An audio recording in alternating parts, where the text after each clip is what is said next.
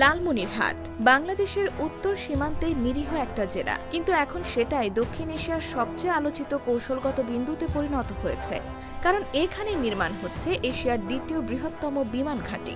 এটি একটি ফুল scale military airbase, যার রানওয়ের দৈর্ঘ্য 4000 মিটার। একসাথে 70টি যুদ্ধ বিমান উঠতে পারবে এখান থেকে। এবং তার চেয়েও বড় কথা, এই ঘাঁটি বসানো হচ্ছে ভারতের সবচেয়ে স্পর্শকাতর অঞ্চল চিকেন নেকের মাত্র 12 কিলোমিটার দূরত্বে। 22 সালের শেষ দিকে এই এয়ারবেসের কাজ শুরু হয়। শেখ হাসিনা সরকারের সময় বারবার ভারতীয় আপত্তিতে এই প্রকল্প থেমে থাকলেও এখন ডক্টর ইউনূসের নেতৃত্বাধীন অন্তর্বর্তীকালীন সরকার সরাসরি এই প্রকল্প বাস্তবায়নের ঘোষণা দিয়েছে।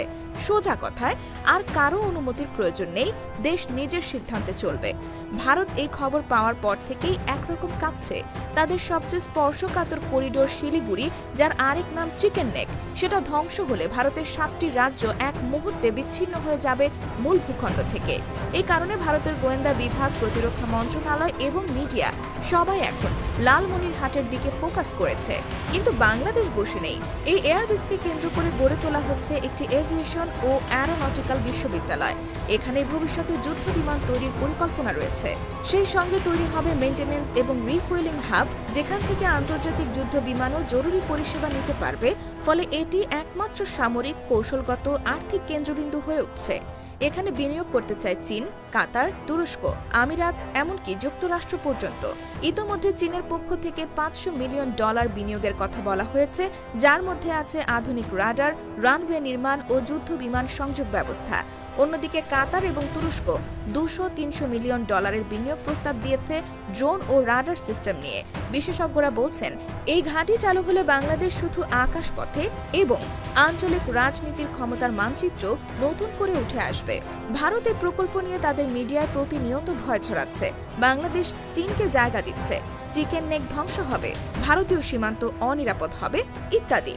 অথচ সত্যিটা হলো, এই ঘাঁটির কোনো অংশ চীনকে দেওয়া হচ্ছে না, বরং চীন সহায়তা করবে নির্মাণ ও প্রযুক্তি সহযোগিতায়। ঠিক যেমন ভারত করেছিল হাসিমারা, বিশাখাপত্তনম বা আন্দামান দ্বীপে বিদেশি প্রযুক্তি নিয়ে। তখন কেউ প্রশ্ন তোলেনি। প্রশ্ন এখানেই, বাংলাদেশ যখন নিজস্ব নিরাপত্তা নিশ্চিত করতে চায়, তখনই এত ছটফটানি কেন?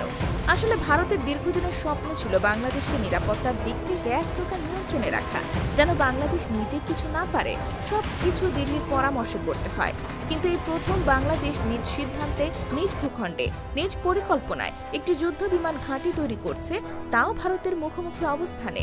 এই অবস্থান ভারতের কৌশলগত আধিপত্যের গলায় ছুরি বসানোর মতো। ইতিহাস বলে, 1972 সালে বঙ্গবন্ধু শেখ মুজিবুর রহমানও এই ঘাঁটি চালুর কথা ভেবেছিলেন, কিন্তু তৎকালীন ভারতীয় সরকার এতটাই আপত্তি জানায় যে বিষয়টি আর এগোয়নি। এরপর যুগের পর যুগ কেটেছে, ঘাঁটি পরিত্যক্ত থেকেছে, প্রকল্পে ধুলো জমেছে। অবশেষে ইউনূস সরকার এসে চূড়ান্ত সিদ্ধান্ত নেয়, এই দেশ কারো কথায় চলবে না। সীমান্তে শত্রু ঘাপটি মেরে থাকলে প্রতিরোধ করতে হবে প্রস্তুতি নিয়ে। আর সেই প্রস্তুতির নাম আজ লালমনিরহাট এয়ারবেস। এই ঘাঁটির বিশেষত্ব এখানেই যে এটি আধা সামরিক ও বেসামরিক দুই রকম ব্যবস্থায় পরিচালিত হবে।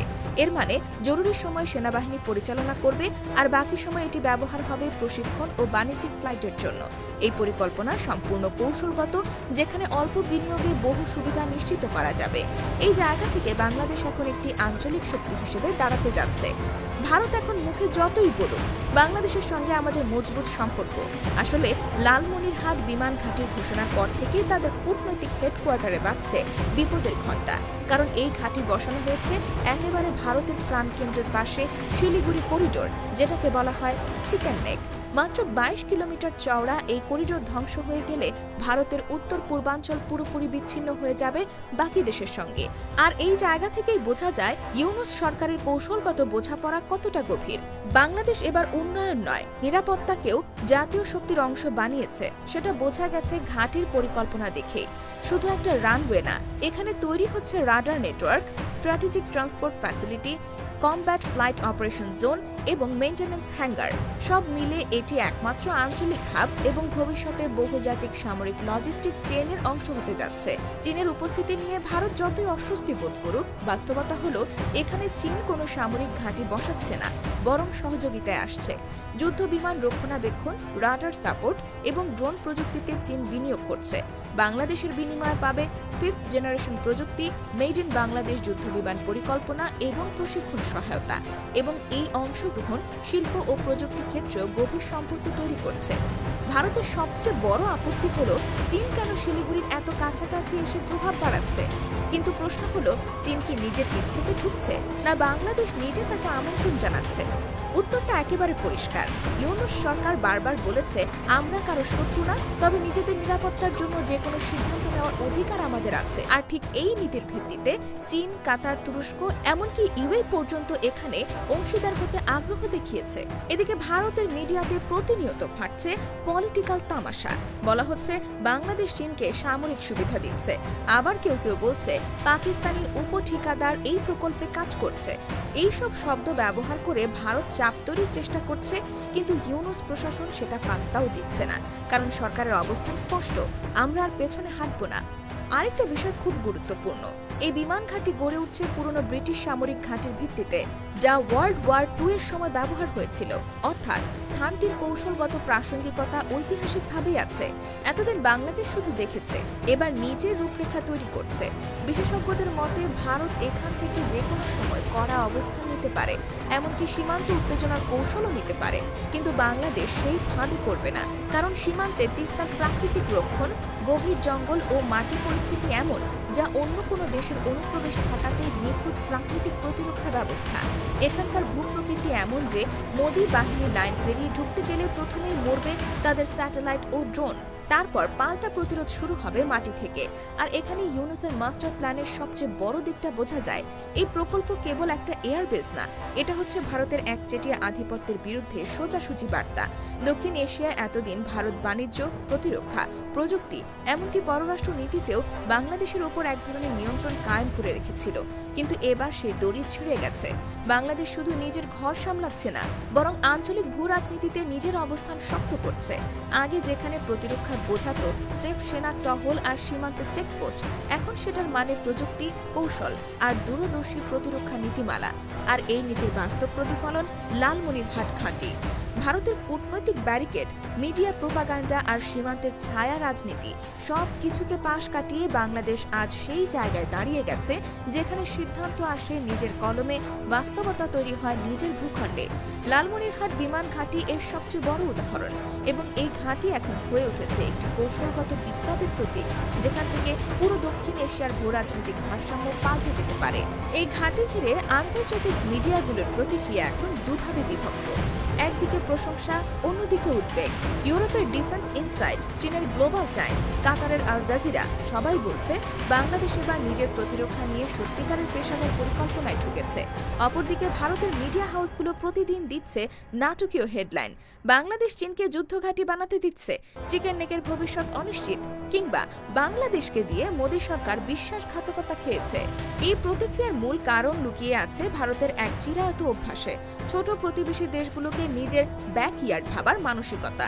বাংলাদেশ যে এবার সেই ধারণার বিরুদ্ধে অবস্থান নিয়েছে এবং বাস্তবিক কাজ শুরু করেছে, সেটাই ভারতের সবচেয়ে বড় অস্বস্তির জায়গা। আর ইউনূস সরকার যেভাবে দেরি না করে এই ঘাঁটির পরিকল্পনা প্রকাশ করেছে, সেটাই ভারতকে কূটনৈতিকভাবে কোণঠাসা করে ফেলেছে। লালমনিরহাট বিমান ঘাঁটির স্থানে যেমন রানওয়ে, রাডার, কমান্ড সেন্টার তৈরি হচ্ছে, তেমনি একই সঙ্গে এখানে গড়ে উঠছে একটি ইন্টারন্যাশনাল এভিয়েশন সাপোর্ট হাব, যেখানে আঞ্চলিক মেইনটেন্যান্স, ট্রেনিং, ফ্লাইট ম্যানেজমেন্ট হবে। ফলে এটি বাংলাদেশ, চীন, তুরস্ক, কাতার এমনকি সৌদি আরবের মতো দেশের বিমান বাহিনী এখানে ইনফ্রাস্ট্রাকচার শেয়ার করতে পারবে। আর ঠিক এই জায়গাতেই ভারত বুঝে গেছে এখানে শুধু বাংলাদেশ না, পুরো অঞ্চলের কৌশলগত শক্তির এক নতুন সমীকরণ তৈরি হচ্ছে। এই ঘাঁটির নির্মাণে পাকিস্তান একটি ঠিকাদারি কোম্পানির সম্ভাব্য অংশগ্রহণ নিয়ে ভারত আরও বেশি উষ্মা প্রকাশ করেছে। যদিও বাংলাদেশ সরকার স্পষ্ট জানিয়েছে সব নির্মাণ কাজ তদারকি করছে বাংলাদেশ সেনাবাহিনী, অন্য কোনো দেশের সামরিক সংস্থা এতে সরাসরি জড়িত নয়। কিন্তু এই ব্যাখ্যাও ভারতের পক্ষে যথেষ্ট নয়, কারণ তারা জানে এই ঘাঁটির অস্তিত্বই তাদের স্ট্র্যাটেজিক পলিসির মুখে বিস্ফোরণ। এখানে একটি বড় ভুল করেছে ভারত। তারা ভাবছিল শেখ হাসিনা সরকারের মতো মতো ইউনূস প্রশাসনও চুপ থাকবে। কিন্তু তারা বোঝেনি এই সরকার রাজনৈতিক নয়, প্রযুক্তি প্রধান এবং কৌশল নির্ভর একটি পরিচালনা কাঠামোতে চলছে। এখানে হুমকি দিয়ে বা অর্থনৈতিক চাপে কিছুই থামানো যাবে না। আর একদিকে যখন ভারতের মিডিয়া ক্ষোভে গলছে, অন্যদিকে বাংলাদেশের জনগণের মধ্যে নতুন আত্মবিশ্বাস জেগে উঠেছে। এই প্রথমবার দেশের মানুষ দেখছে বাংলাদেশ শুধু স্লোগান না, বাস্তব প্রতিরক্ষা শক্তি নিয়েই আঞ্চলিক মঞ্চে প্রবেশ করছে। সামাজিক মাধ্যমে মানুষ বলছে, এই বিমান ঘাঁটি যতটা না সামরিক, তার চেয়ে বেশি আমাদের জাতীয় সম্মানের অংশ। এখন ভারত যা করতে পারে তা হলো সংলাপের চেষ্টা করা, সহযোগিতার পথ খোঁজা। কিন্তু পুরনো আধিপত্যবাদী আচরণ নিয়ে বাংলাদেশকে আর থামানো যাবে না। ইউনূস সরকার স্পষ্ট বার্তা দিয়েছে, আমরা কারো বিরুদ্ধে না, তবে কারো দয়াতেও চলি না। এই ঘাঁটির কৌশলগত গুরুত্ব এখন দক্ষিণ এশিয়া, ইন্দো প্যাসিফিক এলাকা পর্যন্ত পৌঁছে গেছে। যুক্তরাষ্ট্র ও ইউরোপীয় নিরাপত্তা বিশ্লেষকরাও বলছেন, বাংলাদেশ এই ঘাঁটির মাধ্যমে নিজেকে আঞ্চলিক ভারসাম্যের অংশ হিসেবে তুলে ধরছে এবং এটি ভারতের সবচেয়ে বড় শঙ্কা। বাংলাদেশ যদি নিজের সিদ্ধান্তে চীনের সহায়তায় একে একে আধুনিক সামরিক সক্ষমতা গড়ে তোলে, তবে ভারতকে আর কেউ অবিসংবাদিত আঞ্চলিক শক্তি বলে ভাববে না।